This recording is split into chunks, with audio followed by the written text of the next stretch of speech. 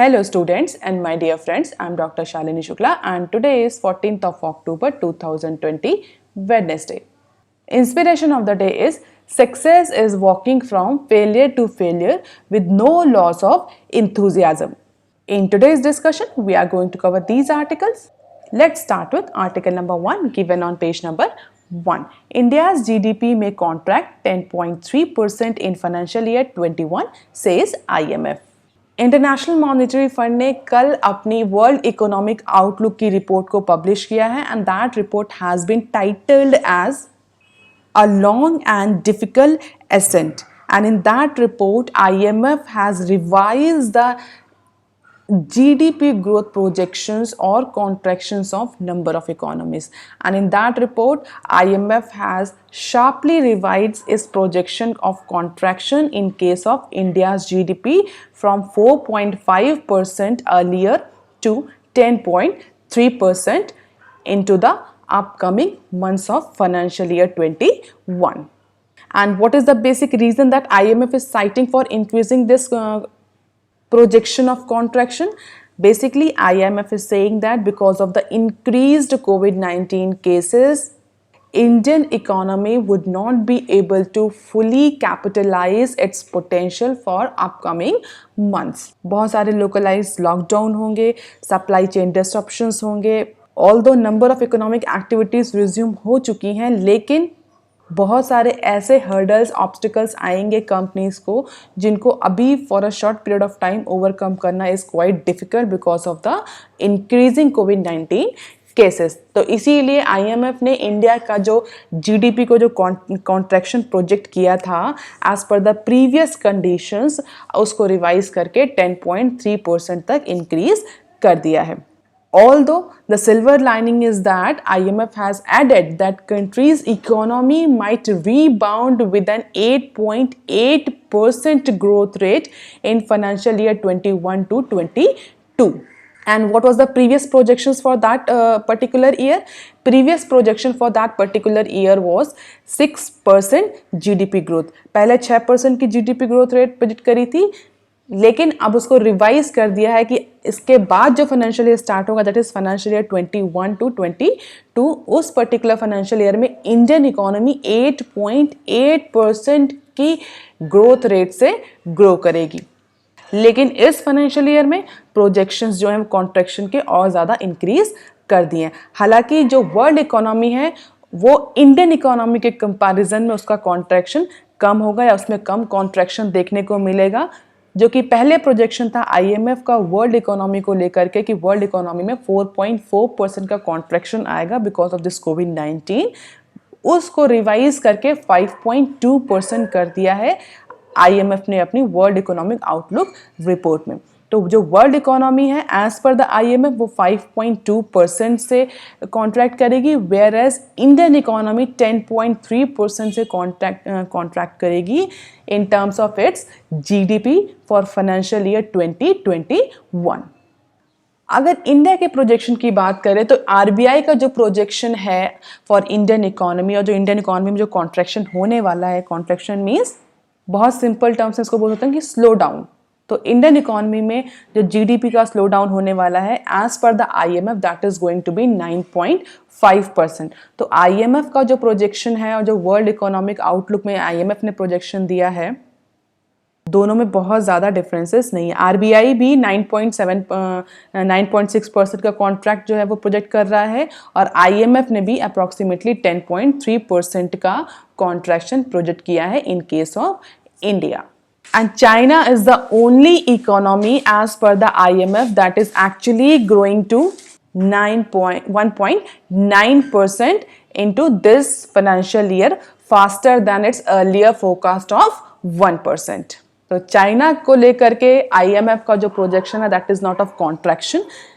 IMF का ये कहना है कि चाइनीज इकोनॉमी 1.9% की ग्रोथ रेट से ग्रो करेगी and it is the only economy in the world that will actually grow in this financial year और in this covid pandemic.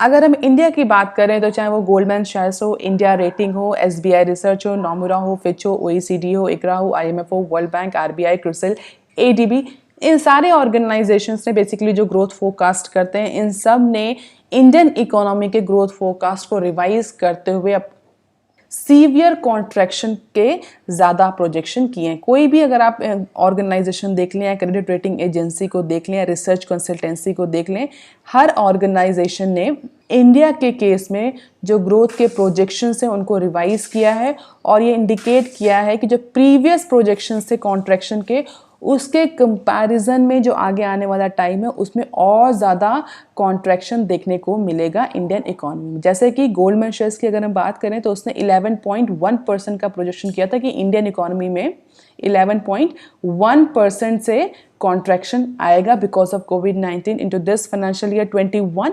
Later, Goldman Sachs also increased its forecast and it is said it is actually not 11.1% but 14.8% is the rate at which Indian economy or Indian gross domestic product is going to contract. India rating ने भी 5.3 से 11.8% का increment project किया। IMF का जो पहला projection था वो हमको पता है 4.5% का था और आईएमएफ ने अपना कॉन्ट्रैक्शन का प्रोजेक्शन इंक्रीज करके 10.3 कर दिया। आईसीआरए ने भी सेम किया है। OECD जो ऑर्गेनाइजेशन है उसने भी पहले 3.7% का प्रोजेक्शन किया था, लेटर ऑन इसको इंक्रीज करके 10.2% का प्रोजेक्शन कर दिया। अगर हम जितने भी ऑर्गेनाइजेशंस के डेटा को देखें तो इंडियन इकोनॉमी में अप्रॉक्सीमेटली हर ऑर्गेनाइजेशन डबल डिजिट का कॉन्ट्रैक्शन प्रोजेक्ट कर रहा है कि इंडियन इकोनॉमी आगे आने वाले इस पर्टिकुलर फाइनेंशियल ईयर के टाइम में डबल डिजिट से उसकी जीडीपी कॉन्ट्रैक्ट करेगी। And apart from India, what are the other countries or which are the other countries that are actually going to register the double digit contraction in financial year 2020? तो financial year 2020 में Spain, Italy और Argentina ने double digit का contraction register किया था। And as per the IMF, one of the astonished finding is that the per capita GDP in 2020 may slip below Bangladesh. So Bangladesh is now going to surpass the India in terms of per capita gross domestic product in calendar year 2020. And what is the main reason behind this increase of Bangladesh number in terms of India's position? That is the sharp contraction in the Indian economy because of the COVID-19. कोविड-19 की वजह से क्यों? क्योंकि nation wise जो lockdown हुआ था उसकी वजह से इंडिया में जो पर कैपिटा इनकम है या जो per capita gross domestic product है वो फॉल किया है, जिसकी वजह से बांग्लादेश के जो नंबर्स हैं वो इंडिया को सरपास कर रहे हैं। तो now India is crossing the line even below the Bangladesh. Means Bangladesh में जो पर कैपिटा जीडीपी है वो इंडिया के कंपैरिजन में अब ज़्यादा है फॉर फाइनेंशियल ईयर 2020। अब देख लेते हैं article number 2 given on page number 1। Government allows 20 states to borrow 69,000 crore more. A day after GST Council meeting ended in deadlock again, the centre on Tuesday allowed approximately 20 states to borrow an additional 68,825 crore through market. Again, central government or union government has increased the borrowing limits for 20 states in order to make up for the compensation shortfall amid the inadequate cess collection due to COVID-19 induced pandemic. तो centre ने एक और support extend किया है to approximately 20 states कि वो अब market से अगर चाहें तो 68,000 करोड़ रुपीस का अप्रॉक्सीमेटली मार्केट से बोरोइंग कर सकते हैं in order to compensate their revenue losses because of the inadequate cess collection. क्यों इन्हीं 20 स्टेट्स को यूनियन गवर्नमेंट ने या सेंट्रल गवर्नमेंट ने अलाउ किया? क्योंकि ये 20 स्टेट्स वही स्टेट्स हैं जिन्होंने फाइनेंस मिनिस्ट्री का फर्स्ट ऑप्शन पिक किया था for raising approximately 1.1 trillion of money to make up their revenue losses estimate on account of GST implementation alone. तो जो 1.1 ट्रिलियन का जो टारगेट दिया था सेंट्रल गवर्नमेंट ने, यूनियन गवर्नमेंट ने स्टेट्स को कि अगर वो चाहें तो 1.1 ट्रिलियन का फंड रेज कर सकते हैं from RBI because government is actually considering this 1.1 trillion is the actual revenue loss happens because of the GST implementation. इसके अलावा जो अदर लॉस है स्टेट्स गवर्नमेंट का, उसको सेंट्रल गवर्नमेंट ने ये कह दिया कि that was not actually because of GST, that was actually because of the natural calamity और द एक्ट ऑफ गॉड. तो जो एक्चुअल जीएसटी की वजह से लॉस हुआ वो यूनियन गवर्नमेंट कॉम्पनसेट करेगी एंड दैट वाज 1.1 ट्रिलियन. और उसके लिए फाइनेंस मिनिस्ट्री ने 20 स्टेट्स, सारे स्टेट्स, नॉट ओनली 20 स्टेट्स, सारे स्टेट्स को ऑप्शन दिया था they can actually go for raising up to 1.1 trillion of finance from the market. अगर आपको याद हो तो हम पहले भी डिस्कस कर चुके हैं कि अप्रॉक्सीमेटली 2.35 ट्रिलियन का लॉस हुआ था स्टेट्स गवर्नमेंट को during covid situation because of the GST revenue shortfall, जिसको लेकर के सेंटर ने ये कहा था कि जो 2.3 ट्रिलियन का लॉस हुआ है ये जीएसटी इम्प्लीमेंटेशन की वजह से नहीं हुआ, that is actually the act of God. और एक्ट ऑफ गॉड का कोई भी प्रोविजन नहीं है अंडर जीएसटी एक्ट कि अगर एक्ट ऑफ गॉड की वजह से स्टेट्स को जीएसटी रेवेन्यू में कोई लॉस होता है तो उसको यूनियन गवर्नमेंट पे करेगी. तो इसको लेकर बहुत टशल था. यूनियन गवर्नमेंट का ये कहना था कि जो 2.3 ट्रिलियन का लॉस हुआ है या जो इस पर्टिकुलर कोविड-19 के ड्यूरेशन में लॉस हुआ है ये जीएसटी इम्प्लीमेंटेशन की वजह से नहीं है. तो जो जीएसटी का क्लॉज है कि 5 साल तक स्टेट्स गवर्नमेंट को कॉम्पनसेट करेगी union government for their revenue losses owing to the GST implementation. हालांकि इस बात को लेकर क्योंकि बहुत ज़्यादा टशल हुआ, लेटर ऑन सेंट्रल गवर्नमेंट ने ये कहा कि इसमें से केवल 1.1 ट्रिलियन का जो लॉस है उसको जीएसटी की वजह से माना जा सकता है. इसके अलावा जितना अदर जो लॉस हुआ है स्टेट गवर्नमेंट को, that loss was not due to the pandemic, that was not because of GST implementation but because of pandemic. तो पैंडेमिक का जो लॉस है, जो पैंडेमिक की वजह से रिवेन्यू लॉस हुआ है, जीएसटी कलेक्शन लॉस हुआ स्टेट गवर्नमेंट का, उसको पे करने के लिए सेंट्रल गवर्नमेंट लायबल नहीं है. तो 2 ऑप्शन दिए थे स्टेट गवर्नमेंट को सेंट्रल गवर्नमेंट ने कि अगर वो चाहें तो अप्रॉक्सीमेटली 2.35 ट्रिलियन का जो है फाइनेंस वो रेज कर सकती हूँ. उस केस में केवल प्रिंसिपल अमाउंट सेंट्रल गवर्नमेंट पे करेगी और 1.1 ट्रिलियन का एक ऑप्शन दिया जिसमें सेंटर जो गवर्नमेंट है वो प्रिंसिपल और इंटरेस्ट दोनों पे करेगी. जो ये 1.1 ट्रिलियन का जो ये विंडो दी थी सेंट्रल गवर्नमेंट ने, ये पहले 97,000 करोड़ की थी, इसको बाद में इंक्रीज करके 1.1 ट्रिलियन कर दिया था. तो स्टेट्स के पास 2 ऑप्शन थे. अप्रॉक्सीमेटली 20 स्टेट्स ने फर्स्ट ऑप्शन को छोड़ करके ये 1.1 ट्रिलियन वाला जो ऑप्शन था इसको ऑप्ट किया था. And under this option now government means union government has allowed 20 states to borrow approximately 69,000 crore more. Apart from these 20 states, the dissenting states just like Kerala, West Bengal, Punjab, Chhattisgarh, all these states are actually exploring the option of court. Court means they are actually going for legal options and going to sue the central government for their GST compensation. तो basically जो opposition lead states हैं या other party ruled states हैं वो सारे states उन सारे states ने उन दोनों में से कोई भी ऑप्शन ऑप्ट नहीं किया. They are actually moving towards the court for resolution of this compensation टशल.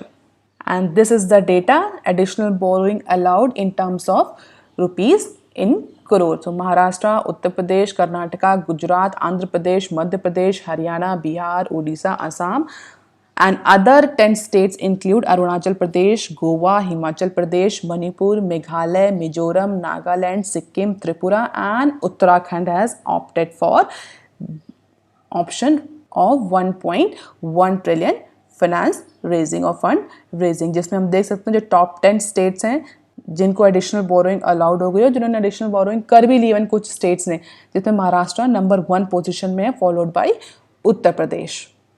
अब देख लेते हैं article number 3 given on page number 5. Interest waiver scheme to cost ₹6,500 crore says center. As per the Supreme Court directions, जितने भी small borrowers थे जिन्होंने कोविड-19 के duration में अपना लोन का रीपेमेंट नहीं किया, लोन की इंस्टॉलमेंट पे नहीं करी थी because of the moratorium period extended by RBI to all small borrowers, उन सारे बोरोवर्स पर जो कंपाउंड इंटरेस्ट लेवी किया गया था बाय डिफरेंट कॉमर्शियल बैंक्स, उस कंपाउंड इंटरेस्ट को सुप्रीम कोर्ट ने वेव्ड ऑफ कर दिया था, जिसको लेकर बहुत लॉन्ग लीगल बैटल चला, जिसमें सुप्रीम कोर्ट ने कई बार आरबीआई को, सेंट्रल गवर्नमेंट को डायरेक्ट किया कि वो कोई पर्टिकुलर स्कीम लेकर आए in order to provide the waive off to the small borrower for interest on interest, जिसको सिंपल लैंग्वेज में कंपाउंड इंटरेस्ट बोलते हैं। क्यों? क्योंकि बेसिकली कमर्शियल बैंक्स ने जितने भी स्मॉल बोरोवर्स थे जो उस पर्टिकुलर 6 मंथ के ड्यूरेशन में अपना लोन रीपेमेंट नहीं कर पाया, लोन की इंस्टॉलमेंट नहीं दे पाए थे, उन सारे बोरोवर्स के जो इंटरेस्ट रीपेमेंट थे, जो इंटरेस्ट पेमेंट नहीं हो पाया था, जो इंटरेस्ट ड्यू थे, उन पर भी इंटरेस्ट चार्ज किया था, that is compound interest, interest on interest. और उसी इंटरेस्ट ऑन इंटरेस्ट को लेकर के स्मॉल बोरोवर्स जो थे वो सुप्रीम कोर्ट गए थे और उन्होंने कहा था दैट इज हाईली अनजस्ट कि उस पर्टिकुलर कोविड-19 ड्यूरेशन की सिचुएशन में जहां बिजनेस ऑर्गेनाइजेशन कोई भी रिवेन्यू अर्न नहीं कर रहे थे, गवर्नमेंट को तो लोन वेव्ड ऑफ पर जाना चाहिए था, but instead of going loan waived off, RBI has opted for moratorium period, that is good, but उस पर्टिकुलर मोराटोरम पीरियड पर भी RBI ने जो इंटरेस्ट पे इंटरेस्ट लगाया that is actually not fair, it should not be done. इसको लेकर के सुप्रीम कोर्ट ने RBI और सेंट्रल गवर्नमेंट दोनों को ही डायरेक्शंस दिए थे कि इंटरेस्ट ऑन इंटरेस्ट जो कॉमर्शियल बैंक्स लगा रहे हैं, जो कंपाउंड इंटरेस्ट पेमेंट की जो क्लॉज लगा रहे हैं commercial banks, that is not actually legal और एथिकल।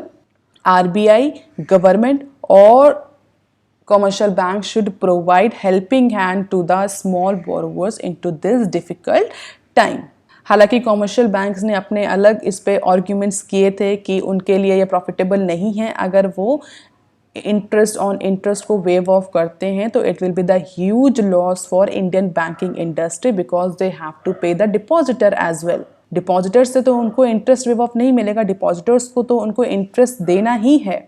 तो अगर डिपॉजिटर्स को उनको इंटरेस्ट देना है तो वो जो बोरोवर्स हैं उनका इंटरेस्ट कैसे वेव ऑफ कर सकते हैं? तो इसको लेकर बहुत टशर चला था। फाइनली सुप्रीम कोर्ट ने ऑर्डर दिया था आरबीआई और सेंट्रल गवर्नमेंट को कि वो कोई स्कीम लेकर के आएँ और उस पर्टिकुलर स्कीम के तहत जो इंटरेस्ट ऑन इंटरेस्ट का पेमेंट लायबिलिटी स्मॉल बोरोवर्स पर है उसको वेव्ड ऑफ कर दी जाए। इसके लिए एक कमेटी भी सेटअप करी गई थी। उस कमेटी के रिकमेंडेशन के अकॉर्डिंग अब सेंट्रल गवर्नमेंट ने डिसीजन लिया है that central government is actually going to fund the compound interest payment for small borrowers during that 6-month moratorium period, and that will actually cost approximately 6,500 crore rupees to government।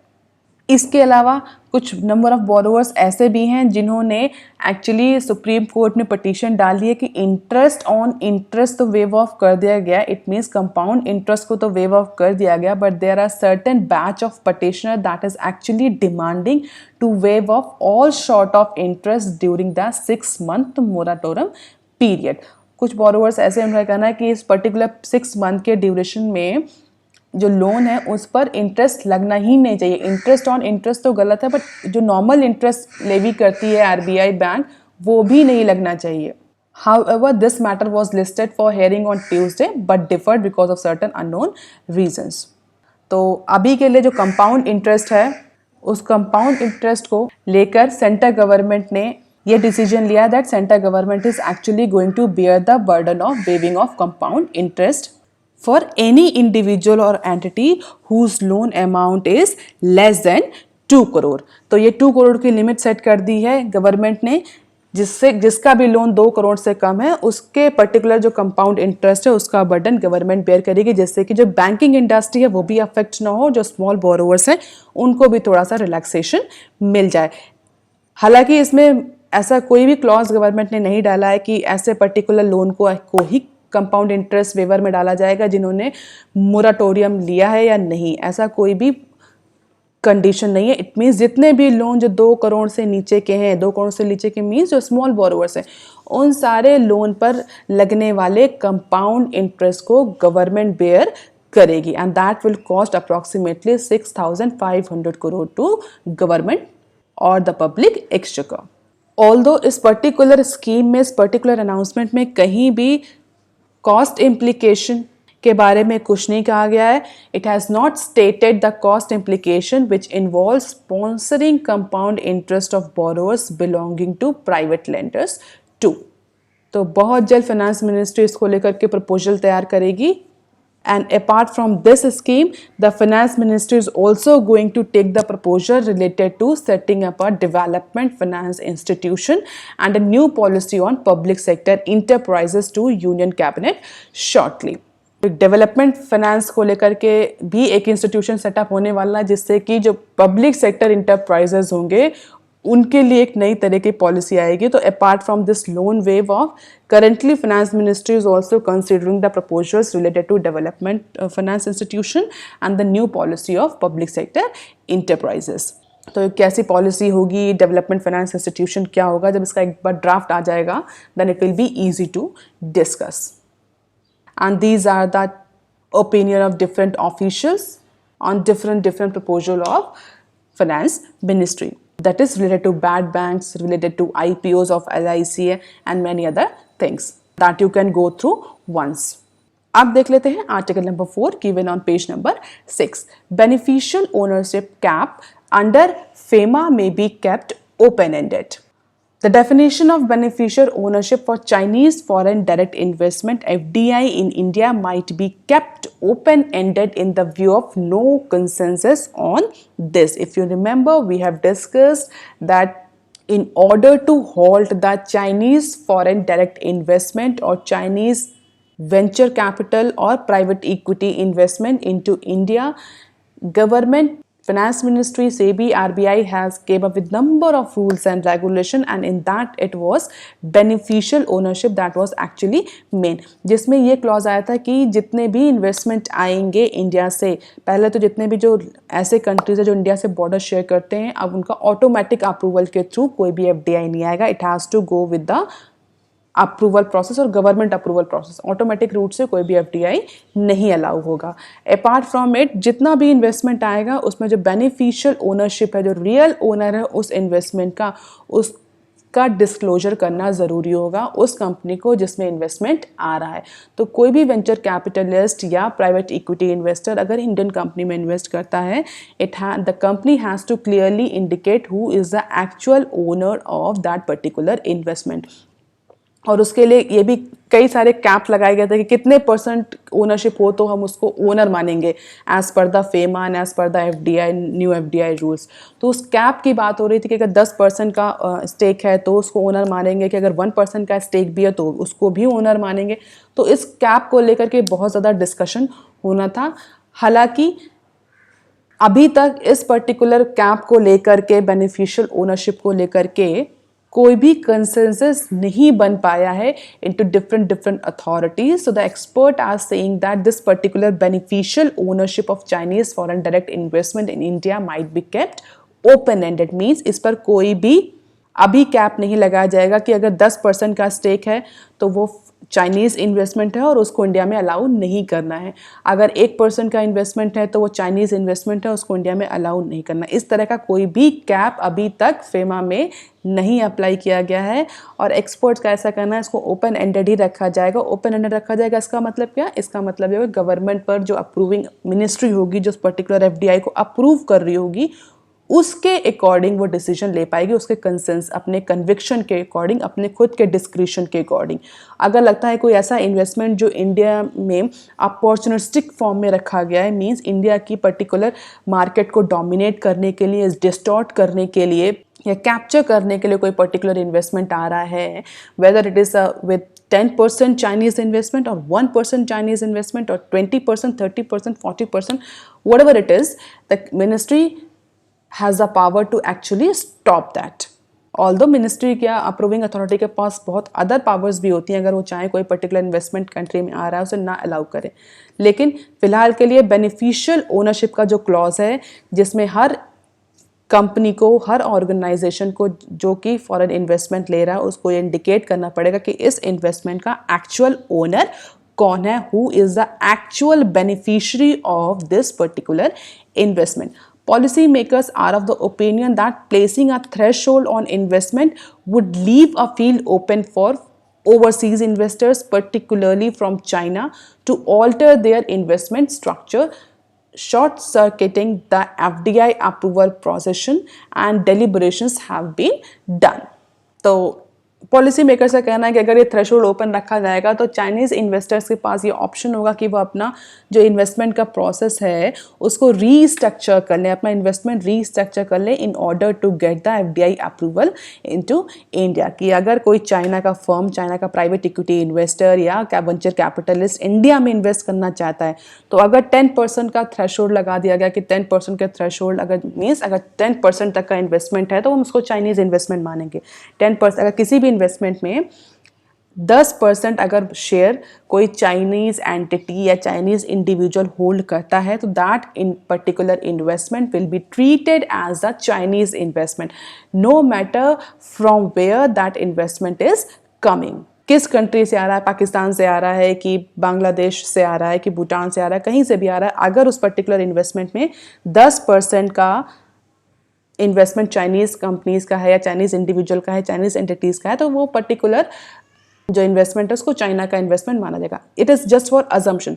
तो उससे क्या होगा, जो भी Chinese investor India में invest करना चाह रहा होगा तो वो इस बात की कोशिश करेगा कि वो अपना जो इन्वेस्टमेंट है वो 555% के फॉर्म में इंडिया में इन्वेस्ट करे, ना कि 10% के फॉर्म में. मतलब किसी भी इन्वेस्टमेंट में वो ये ट्राई करेगा या उसको रीस्ट्रक्चर कर लेगा कि वो डिफरेंट रूट से इन्वेस्ट करे इंडिया में, बट इस बात को की वो श्योरिटी रखेगा किसी भी इन्वेस्टमेंट में उसका जो स्टेक है वो 10% से ज़्यादा ना हो. से it may happen 9%, 8% but not 10%. तो पॉलिसी मेकर का कहना है कि ये थ्रेशोल्ड जो नहीं लगाया है गवर्नमेंट में that is actually good, because अगर थ्रेशोल्ड लग जाता तो जो भी चाइनीज़ इन्वेस्टमेंट है जो इंडिया में आना चाहते हैं, जो ऐसे वेंचर कैपिटलिस्ट या private equity investors, Chinese investor जो इंडिया में इन्वेस्ट करना चाहते हैं वो अपने इन्वेस्टमेंट को रीस्ट्रक्चर कर देते और उस थ्रेशोल्ड को प्रॉपरली मिसयूज़ कर सकते थे. So the ministries including ministry of finance and commerce have failed to reach a consensus on setting a cap on investment from 7 neighboring nations including China. तो अभी के लिए ओनरशिप का जो क्लॉज था, बेनिफिशियरी ओनरशिप या जो बेनिफिशियल ओनरशिप है उसको लेकर के कोई भी कैप गवर्नमेंट ने नहीं लगाया है. And it is also being argued that giving a definition could be misused by overseas investor to escape the security. अगर एक बार कैप लग गया तो इन्वेस्टर्स को पता चल जाएगा, जो स्पेशली चाइनीज इन्वेस्टर्स हैं, कि उन्हें किस डिफरेंट अदर मोड से इंडिया में इन्वेस्ट करना है. अभी कोई इन्वेस्टमेंट कैप नहीं लगा तो it is actually disguised situation because Chinese investors specially private equity और venture capitalist do not know whether their FDI, whether their investment in India will get the approval in terms of beneficial ownership or not. तो ये discretionary power कर दिया गया है for ministries and department. Sources says that ministries and department concern are at odd on keeping the threshold lower at 10% in line with the rules of significant beneficiary ownership under companies act 2013. तो कुछ particular ये जो beneficial ownership का significant threshold दिया हुआ है हर act में अलग अलग है. कंपनी एक्ट में इट इज़ 10%, फेरा फेमा में अलग लेवल का दिया हुआ है. तो इसी बात को लेकर के कंसेंसस नहीं बन पाए. इवन कुछ तो 10% के लिए आर्ग्यू कर रहे थे, कुछ departments or ministries they were saying that it should be at least 25% for companies and 15% for investment coming through partnership. तो अलग अलग थ्रेशोल्ड मिनिस्ट्रीज और डिपार्टमेंट सजेस्ट कर रहे थे और इसी डिफरेंस ऑफ ओपिनियन की वजह से कोई कॉमन थ्रेशोल्ड नहीं सेट हो पाया for this clause of beneficial ownership. अब देख लेते हैं some other news clips. Maruti to launch 1 SUV every 6 months till 2023. So Maruti Suzuki MS India plans to introduce a slew of new sports utility vehicle, that is SUV model, over the next couple of years as it seeks to straddle the segment with the multiple product offering at a varied price point. तो मारुति ने decide किया कि आगे आने वाले financial year 23 तक 23 तक मारुति हर 6 महीने में एक एसयूवी को लॉन्च करेगी. And what is the implication of this news? कर रही है तो करे. What is the implication on us? It simply indicates that Maruti जैसी कंपनी जो है वो इंडिया में आगे आने वाले टाइम में इंडिया में अभी भी ऑटोमोबाइल सेगमेंट में पोटेंशियल देख रही है. क्यों? क्योंकि कोविड, अगर आपको याद हो, कोविड-19 से पहले भी हमारा ऑटोमोबाइल सेक्टर बहुत ज़्यादा इम्पैक्टेड था. तो अगर मारुति जैसी कंपनी जो कि मार्केट लीडर है, वो अगर ये इस तरह की स्ट्रैटेजी प्लान कर रही है कि आगे आने वाले टाइम में, आगे आने वाले 3, 4, 5 सालों तक वो इंडिया में हर 6 महीने पर एक नया प्रोडक्ट लॉन्च करेगी, it simply indicate that actually that company is considering that market, that industry still potential for them. It is still considering that market, that economy to be profitable for company. That is why it is actually planning for launching every SUV or one SUV for every 6 months. अब देख लेते हैं next clip. Wipro board okays ₹9,500 crore buybacks, revenue up 1.4%. तो अगर आपको याद हो, जैसे ही टीसीएस ने बाई बैक का प्लान अनाउंस किया था, उसके बाद ये वेव चली थी कि जो नंबर ऑफ अदर कंपनीज हैं they can also go for by back. हालांकि बहुत सारे एक्सपर्ट्स से उनका ये कहना था कि नहीं, ऐसा ट्रेंड नहीं आएगा, क्योंकि it is only TCS that is performing good in comparison to its IT peers. Other जो आईटी पीयर्स है उनकी परफॉर्मेंस बहुत अच्छी नहीं है, या आईटी इंडस्ट्री बहुत अच्छे से अभी ग्रो नहीं कर रही, तो हमें ये वेव देखने को नहीं मिलेगी. But apart from the projections and contrary to the expectation, Wipro board has also okayed for shares buyback, and that is for rupees 9,500 crore. So Wipro, India's fourth largest IT services company, on Tuesday approved a share buyback worth rupees 9,500 crore, having improved its performance into the second quarter of financial year on several parameters apart from giving a stronger outlook. अभी इस Q2 में जो revenue up हुआ है विप्रो का, that is 1.4% का, और उसकी वजह से ही जो विप्रो है that is actually going for share buyback just like TCS. J&J halts trial after volunteer falls ill. So US major Johnson & Johnson company temporarily halted its COVID-19 vaccine trials because one of its participants fell sick because of that vaccine. Expert says that Indian arm of these global vaccine trials need to be conducted on a larger sample to establish both safety and efficacy. So just like some other initiative of vaccine trials, Johnson & Johnson also halted its trial after one of its volunteer fall ill. हालांकि this pause is temporary, and the company is actually exploring and searching the reason why that particular individual has been fall, whether it is related to vaccine or whether it is because of any other unknown reason. और इसको देखते हुए जो expert हैं India में, उन्होंने कहा है कि जो जॉनसन एंड जॉनसन की इंडियन आर्म है, जो इंडियन सब्सिडरी कंपनी है, उसको अगर इंडिया में ट्रायल करने हैं तो it has to ensure the large sample so that safety and efficacy both can be ensure. क्योंकि इंडिया में डाइवर्सिटी बहुत ज़्यादा है in terms of caste, creed and number of things. तो जिस तरह से अगर यूएस जैसे जो उसकी आर्म है, या यूएस जैसी कंपनी में वहाँ के जो वॉलंटियर हैं अगर वो इल कर रहे हैं, तो इंडिया में जहाँ पर इतनी डाइवर्सिटी है हर चीज़ को लेकर के, तो इसलिए यहाँ पर सेफ्टी और एफिकेसी को इंश्योर करने के लिए जो सैंपल है वो बहुत ज़्यादा बड़ा होना चाहिए. And apart from Johnson and Johnson, Bharat Biotech and Zydus large scale phase 3 trials are ready to be implemented. अब देख लेते हैं next clip. Indian INCs accelerate asset sale as cash flows shrink. So because of the COVID-19 pandemic, number of companies are actually facing the shortage of cash flow or the liquidity, and because of that companies are actually selling off their assets in order to meet out their cash flow demand so that their economic activities or their business operations can be resumed properly. Rating agency IndyRA has predicted that aggregate revenue of Indian mid-size firms will fall 15.9% in financial year 21 compared to the earlier estimate that was 6.02 in the month of May. And the sale of asset by Future Group entity to Reliance Industries is one of the classical example or the classical case of zero cash flow during the pandemic resulted in a fire sale. In line with this, GMR has sold 49% stake in its airport holding company to Group ADP of France.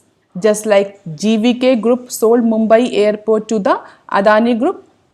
So a number are countless, तो बहुत सारी ऐसी companies हैं जो कि अपनी cash demand को fulfil करने के लिए इस समय अपने असेट्स को सेल कर रहे हैं जिससे कि उनका बिजनेस ऑपरेशन रिज्यूम हो सके. अब देख लेते हैं next clip. Railways looks for finance ministry for pension liabilities. तो hit by the revenue fall just like other companies, Indian railway has also gone to finance ministry in order to fulfill its liabilities especially for pensioner.